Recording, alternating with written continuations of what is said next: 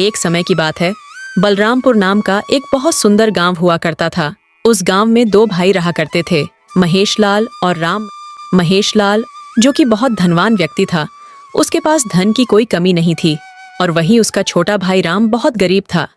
राम दिनभर अपने छोटे से खेत में मेहनत करके अपना जीवन गुजारता था। उसके माता पिता का देहांत हो जाने के कारण उसके बड़े भाई ने बड़ी ही चालाकी से माँ बाप का सारा धन और जमीन हड़प लिया और राम को एक छोटी सी जमीन दे दी ताकि वह रूखा सूखा खाकर अपना जीवन गुजार सके। लेकिन महेश लाल इतना धन पाकर भी खुश नहीं था और अब उसकी नजर उसके छोटे भाई राम की जमीन पर थी। वह किसी भी हालत पर जमीन को हड़पना चाहता था, क्योंकि राम की जमीन बहुत ही उपजाऊ थी। उसमें अच्छी खासी फसल बिना खाद बीज के हो जाती थी। राम उसी जमीन की वजह से अपने बेटे को शहर में पड़ा रहा था।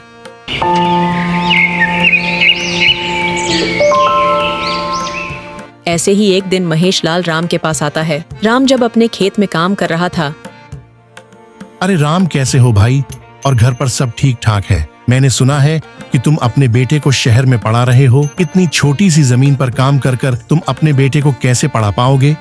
वो तो आप सही कह रहे हो भैया, पर मैं कोई ना कोई जुगाड़ कर ही लूंगा। अगर मुझ पर कोई इंतजाम नहीं हो पाएगा तो मैं बैंक से लोन ले लूंगा, लेकिन अपने बेटे को पढ़ा लिखा कर एक दिन बहुत बड़ा आदमी बनाऊंगा ताकि उसको मेरी तरह काम न करना पड़े। अरे मेरे छोटे भाई राम, तुम कैसी बात कर रहे हो? आखिर तुम मेरे होते हुए किसी और से पैसे कैसे मांग सकते हो जब तक तुम्हारा बड़ा भाई जिंदा है? तुम्हें लोन लेने की कोई जरूरत नहीं है। भैया, आखिर आप कहना क्या चाहते हो? मैं कुछ समझ नहीं। मैं तो बस इतना कहता हूँ कि तुम्हें अपने बेटे की पढ़ाई के लिए जो भी पैसे चाहिए वो मैं तुम्हें दे दूंगा। पर भैया, मैंने आज तक किसी से उधार नहीं मांगा है, तो मैं अब आपसे उधार कैसे ले सकता है? अरे भाई, कैसी बात कर रहे हो? तुम मेरे भाई हो, इसलिए तुम मुझसे पैसे ले सकते हो और बदले में अपने इस खेत को मेरे पास गिरवी रख देना, जैसे कि और भी लोग रखते हैं। अरे नहीं नहीं भैया, मैं आपके पास खेत को गिरवी नहीं रख सकता। इस छोटे से खेत की बदौलत से ही तो मैं अपने बेटे को शहर में पढ़ा पा रहा हूँ, और मेरे घर का सारा खर्चा भी इसी खेत से चल रहा है। फिर मैं इस खेत को आपके पास गिरवी कैसे रख सकता हूँ? मुझे माफ कर देना भैया, मैं इस खेत को आपके पास गिरवी नहीं रख सकता। ये सब सुनकर महेश लाल बहुत ही गुस्से में वहां से चला जाता है, क्योंकि वह कुछ भी नहीं कर सका। और इधर राम भी अपने काम में लग जाता है। इसी प्रकार कुछ दिन बीत जाते हैं। मुझे कुछ न कुछ कर कर राम से जमीन को छुड़ाना ही होगा। फिर वो गहरी सोच में पड़ जाता है कि आखिर राम से जमीन को कैसे छुड़ाया जाए। तभी उसके दिमाग में कुछ तरकीफ आती है और वो राम के घर जाता है।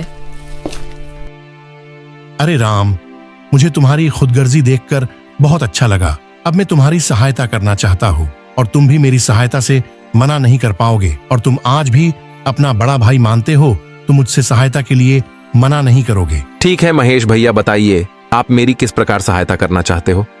देखो राम, तुम चाहो तो भले ही मुझसे पैसे मत लो और ना ही अपनी जमीन मेरे पास गिरवी रखो। मैं चाहता हूँ कि मेरे पास गांव में को भी जमीन है। तुम उस जमीन पर खेती करो और वो तुम्हारी जमीन से 5 गुना बड़ी है, जिससे तुम्हें अच्छा मुनाफा भी होगा और तुम अपने बेटे की पढ़ाई पूरी करवा पाओगे। बदले में मेरी जमीन तुम्हारे पास रहेगी और तब तक तुम्हारी जमीन भी मेरे पास रहेगी। राम न चाहते हुए भी अपने बड़े भाई महेश लाल की बात मान लेता है। अच्छा ठीक भैया, मुझे आपकी बात मंजूर है। महेश लाल बड़ी ही चालाकी से अपने छोटे भाई राम से अंगूठा लगवा लेता है। क्योंकि राम को पढ़ना लिखना नहीं आता था, इसलिए उसे नहीं पता था कि उस कागजात पर क्या लिखा है। कुछ दिनों बाद जब राम उस जमीन पर काम कर रहा होता है। चलो, आज का तो काम खत्म हुआ। मैंने बाजार से लाए सारे पौधे खेत में लगा दिए हैं और ये कितने सुंदर और हरे भरे दिखाई पड़ रहे हैं। कल सुबह जल्दी आकर मैं इनकी सिंचाई कर दूंगा। इतना कहकर राम अपने घर की ओर निकल जाता है।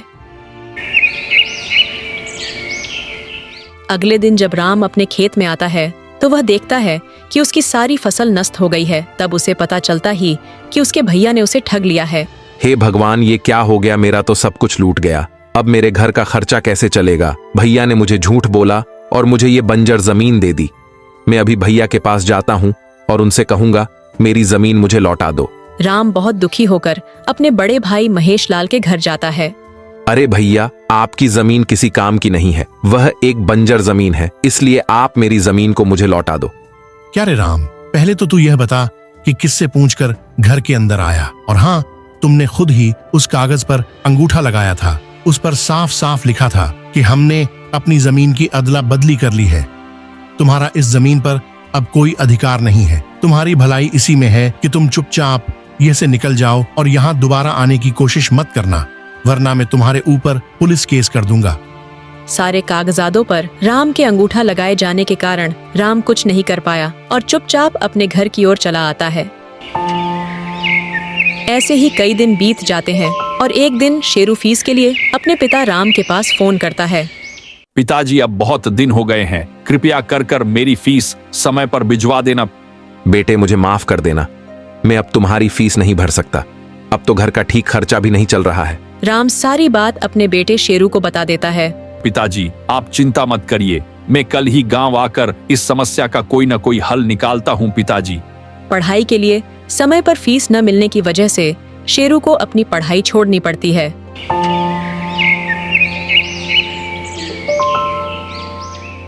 अगले दिन शेरू अपने घर पहुंच जाता है और राम सारी घटना को ठीक ठाक शेरू को समझाता है कि किस तरह महेश लाल ने उसकी जमीन हड़प ली। पिताजी, आप चिंता मत करो, मेरे पास एक उपाय है, मैं जैसा बोलता हूँ आप वैसा ही करना। शेरू सारी तरकीफ अपने पिता को बताता है। फिर दोनों रात होने का इंतजार करते हैं। रात का दूसरा पहर हो चुका था, सारे गांव वाले सो रहे थे।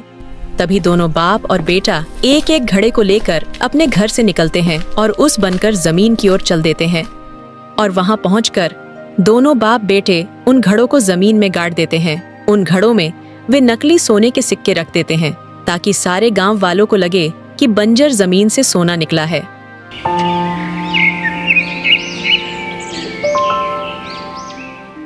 अगले दिन सारे गांव में यह हल्ला हो जाता है कि खुदाई के दौरान राम की जमीन से 2 सोने से भरे हुए घड़े निकले हैं। गांव के हर कोने में सिर्फ राम की ही चर्चा चल रही थी। अरे भाइयों, तुम्हें पता है कि आज राम के खेत से 2 सोने के भरे घड़े निकले हैं? हाँ भाई, रविंद्र, मैं तो देख कर आ रहा हूँ। सच में 2 सोने से भरे हुए घड़े निकले हैं। लेकिन भाइयों, वो तो एक बंजर जमीन थी ना, वहाँ तो कुछ भी नहीं उपजता था, फिर खजाना कैसे निकल आया? अरे हाकिम भाई, खजाना ऐसी ही जगह पर निकलाता है। अब राम उन्हें बेचकर बहुत धनवान हो जाएगा। उस राम की तो किस्मत ही बदल गई। ये सब बातें सुनकर महेश लाल बहुत ही ज्यादा बौखला जाता है। आखिर ऐसा कैसे हो सकता है? उस बंजर जमीन पर सोने से भरा घड़ा आखिर कैसे निकल सकता है? राम जब तक उस सारी जमीन को खो दे, मुझे इससे पहले वो जमीन राम से लेनी होगी। महेश लाल तुरंत बौखलाते हुए राम के घर चला जाता है। अरे राम, तुम मेरी जमीन को वापस कर दो और जो तुम्हारी जमीन है उसे तुम वापस ले लो। पर भैया, हमने तो वो जमीन आपस में अदल बदल कर ली थी ना। अब आपकी जमीन मेरी और मेरी जमीन आपकी है, और आप ही ने तो मुझसे उस पेपर पर अंगूठा लगवाया था। अब आप कह रहे हो कि वो जमीन आपको वापस कर दें। अरे मेरे प्यारे भोले भाई, मैं तो तुमसे उस दिन मजाक कर रहा था ताकि तुम उस जमीन पर मेहनत करके फसल उगा सको। और ये रहे वो जमीन के कागजात, तुम इस पर अंगूठा लगा दो और मेरी जमीन को वापस कर दो। शेरू महेश लाल की सारी बातें सुनकर बोलता है, आपको आपकी जमीन वापस मिल जाएगी, पर हमारी एक शर्त है, अगर आपको मंजूर है तो बताइए। कैसी शर्त? तुम मुझे बस मेरी जमीन वापस कर दो, मुझे तुम्हारी सारी सत्तें मंजूर है। आपको हमारी जमीन वापस करनी होगी और साथ में हमें 5 लाख रुपए भी देने होंगे, तभी हम आपको वह जमीन वापस कर सकते हैं और ये सब काम कागजात पर लिखित होगा। ये सब सुनकर महेश लाल मन ही मन सोचता है, इन दोनों बेवकूफ बाप बेटों को क्या पता सोने के सिक्के की कीमत में उन सिक्कों को बेचकर एक दिन में करोड़पति बन जाऊंगा। हाँ हाँ बेटा, मुझे तुम्हारी सारी सत्तें मंजूर हैं। मैं कल ही तुम्हें पैसे देकर कागजात पर साइन कर दूंगा।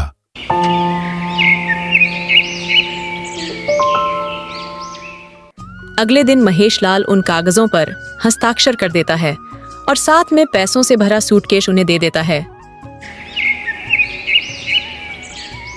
वो फिर तुरंत ही अपने नौकर को लेकर खेत में जाता है। सुनो गिरिराज, इस सारी जमीन की खुदाई करना शुरू कर दो और मुझे तुरंत ही सोने से भरा घड़ा निकाल कर दो। गिरिराज जमीन की खुदाई करना शुरू कर देता है और धीरे धीरे कर वो सारी जमीन को खोद डालता है, मगर उसे कोई सोने से भरा घड़ा नहीं मिलता है। ये देखकर महेश लाल थोड़ा चिंतित होने लगता है। गिरिराज, कुछ मिला कि नहीं? नहीं हुजूर, मैंने तो सारी जमीन खोद दी है, लेकिन मुझे अभी तक कुछ नहीं मिला। क्या है परमात्मा, ये क्या हो गया? मेरे तो 5 लाख रुपए भी गए और साथ में जमीन। उन दोनों बाप बेटा ने मुझे बड़ी ही आसानी से ठग लिया। बेचारे महेश लाल को पछताने के अलावा कुछ नहीं मिला। वो अपनी किस्मत को कोसने लगता है। तो मेरे प्यारे दोस्तों, आपने देखा कि जो दूसरों को कुएं में ढकेलता है वो अवश्य ही एक दिन कुएं में गिर जाता है।